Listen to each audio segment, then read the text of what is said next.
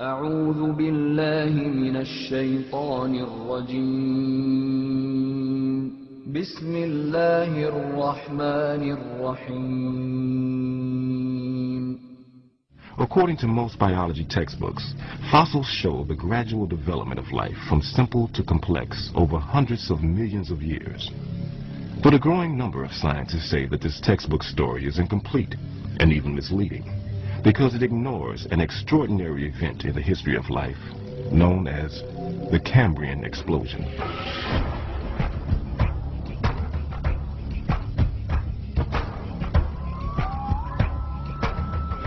The Cambrian explosion is a term that refers to the geologically sudden appearance of all the major, or most of the major groups of animals at about the same time, geologically speaking.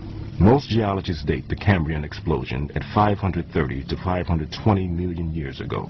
The Cambrian explosion is a name given to a geologic event, really, the appearance in the fossil record over a period of about 10 million years or slightly less of skeletonized fauna that includes many living phyla for the first time.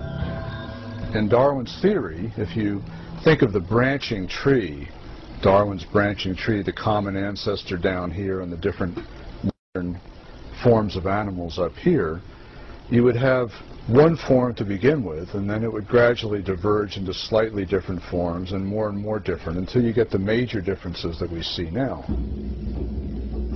The problem with the Cambrian explosion is that all these major differences appear together at the same time, with no fossil evidence that they descended from this common ancestor. One of the world's leading researchers of the Cambrian explosion is J.Y. Chen, a paleontologist at the Nanjing Institute of Paleontology and Geology. Chen's discoveries in the fossil beds in Shenzhen, China, have rocked the scientific establishment. According to Chen, the fossils he's found turn upside down Darwin's tree of life.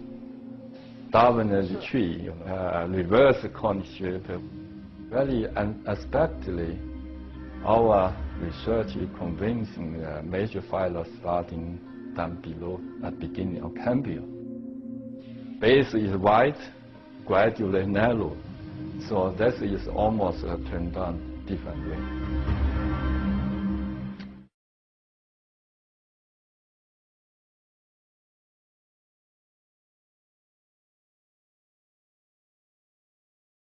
One of the greatest evidences for creation is found in the fossil record. For example, in the so-called Cambrian rocks, we find fossils of a vast array of very complex invertebrates: clams, snails, jellyfish, worms, brachiopods, trilobites, and many other very complex invertebrates. But nowhere on the face of this earth has anyone found fossilized ancestors to a single one of those complex invertebrates. Now that fact alone demolishes the theory of evolution. We have no fossil evidence of the ancestors of most of the modern groups of animals. One clear exception is sponges. We do have fossil sponges from before the Cambrian explosion. But in a short space of maximum, as I understand it, 5 or 10 million years, which is a blink of an eye, geologically speaking, 30 some odd major groups of animals appear recognizable and altogether suddenly on the scene. This is completely contrary to Darwin's theory. This is completely contrary to Darwin's theory. This is completely contrary to Darwin's theory. Because Darwin wrote in The Origin of Species, if numerous species belonging to the same genera or families have really started into life all at once, the fact would be fatal to the theory of descent with slow modification through natural selection.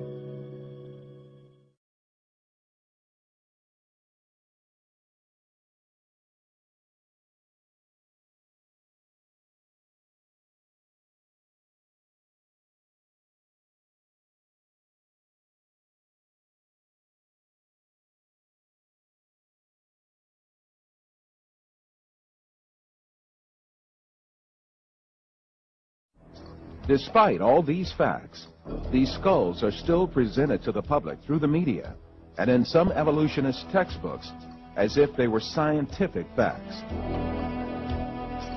In many countries, an important part of the society supposes that evolution is a proven fact.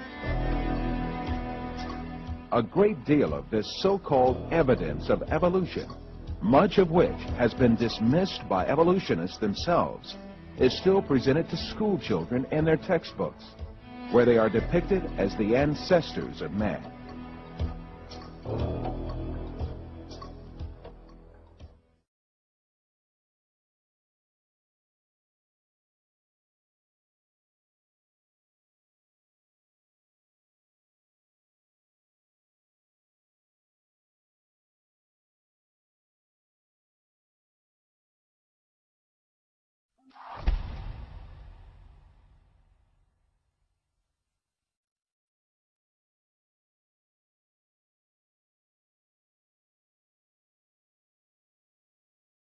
I think it's important to understand that most of the educational programs that are implemented in the United States stem from the National Education Association. And the NEA was actually founded by John D. Rockefeller.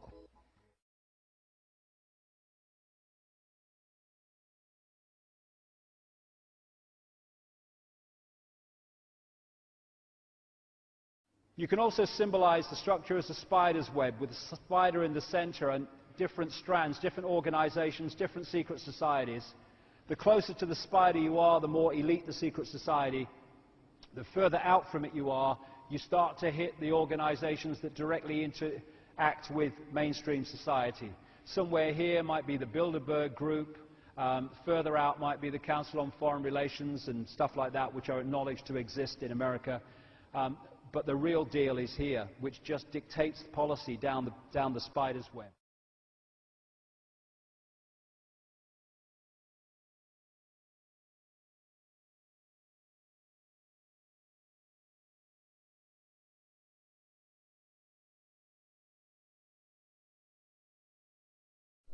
If you can look at Darwin as a theory, it is a theory that should be taught in our schools. But it is just a theory. However, in our society, in our culture, and in this nation, it has been accepted as fact, and it has been enforced in the schools. We are forced to look at one viewpoint, and that is Darwin's theory of human development out of lower species, and neglect others. And it is illegal in many places to even propose that there may be a different a viewpoint here, that we may be creatures of a sovereign God.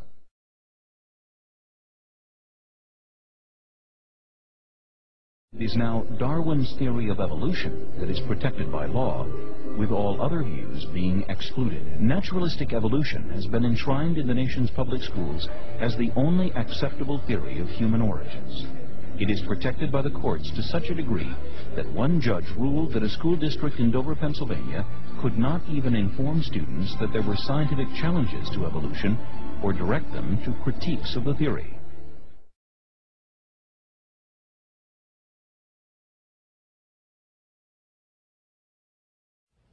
Unfortunately, what happens in schools nowadays, and there are many reasons for this, coming from the way they're structured, the way a teacher sees his position and all that, what a student is a huge bag in which you have to dump all the knowledge. No. What you should do is train that student to think.